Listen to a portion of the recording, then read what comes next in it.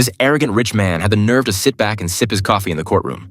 The judge politely asked him to make his statement promptly, but he told the judge to wait a minute. Even the judge was powerless against this wealthy man's attitude. Suddenly, though, Cole coughed up a pool of blood, which left him quite puzzled. Cole checked into the hospital he had invested in, bringing along his beloved coffee machine so he could still enjoy his coffee while there. At this point, he hadn't grasped the seriousness of his condition, thinking he would quickly recover. To his surprise, he discovered there was another person in his hospital room. This was their first encounter. Despite owning countless medical facilities, Cole had a strong aversion to needles. His head was shaved, and he constantly complained about not having a private room in his own hospital, especially being stuck with this roommate who looked like he was on death's doorway. Ironically, to accommodate more patients, Cole had publicly stated numerous times that there were no single rooms available. Soon, Cole was sent for a craniotomy. The sad part was, even with all his riches, not a single person came to visit him. On the other hand, Carter, his roommate, had his wife by his side whenever she could spare the time, and his son would drop by to chat when he was free. Although the wealthy man never mentioned it out loud, he was incredibly envious. He deliberately had his assistant bring him Michelin-starred meals to show off. However, he didn't anticipate that he would vomit it back up before it could even digest, only adding to his own misery. The only thing the two men had in common was the agony brought on by their chemotherapy treatments. Since they were battling the same illness, Cole finally put aside his ego and tried to get to know Carter. They played cards and took walks together, and just like that, they became good friends. Until one day, due to copyright restrictions,